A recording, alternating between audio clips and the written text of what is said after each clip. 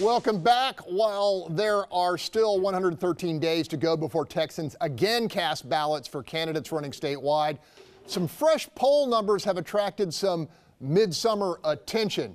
A voter survey published by conservative news outlet Breitbart has both Governor Greg Abbott and Senator Ted Cruz leading their races by 10 and 9% respectively.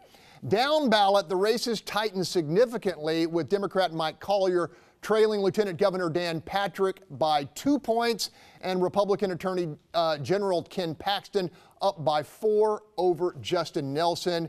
What are we to make of this, Senator Paul Bettencourt? Okay, this is just the dog days of the summer polling, okay? People do it, they make money at it, and the real poll obviously doesn't get started till after Labor Day and, of course, with the election in November. Now, here's the real deal in this election. Beto and Ted will be the top of the ticket. There'll be competitive race. Cruz will win. The congressional races could get very close. In fact, there could be an upset or two.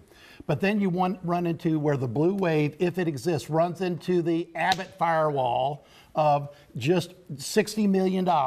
And Lupe Valdez is the worst Democrat candidate for governor in 100 years, and she's going to prove it, because Abbott's going to win by close to 20 points. And when that happens, the downhill, slide doesn't occur, and everybody downhill from there wins. That's just the way the numbers work. Tony Diaz, the numbers work that way? It's great to hear the Republicans nervous, because this poll, I love to hear all the smack talk about a 20-point win. This poll, which Breitbart published, put Beto within 9 points of Ted Cruz, Rafael Cruz, right? Within 9 points. If there's a 4-point plus or minus, that's within 5 points, which another poll had Beto coming within 5 points. We have a real game going on right there. And here's the other part that I love about this poll. It didn't ask all the Texas First questions. Texas First. Do you want a firewall in Spring Branch? Okay, do you want a big wall in Spring Branch? No, we want to make money in Texas. So guess what? Even the same poll said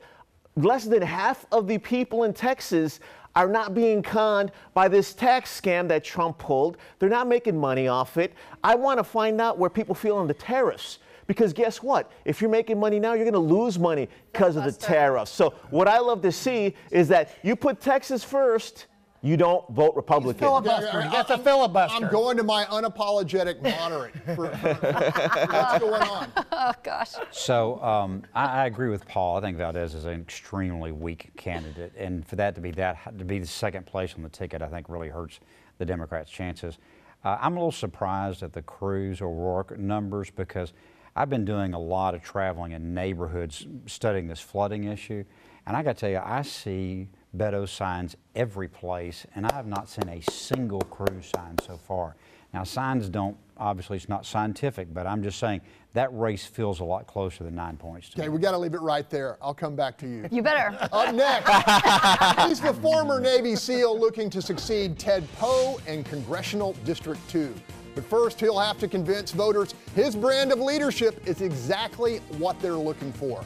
Republican Dan Crenshaw returns to our hot seat after the break.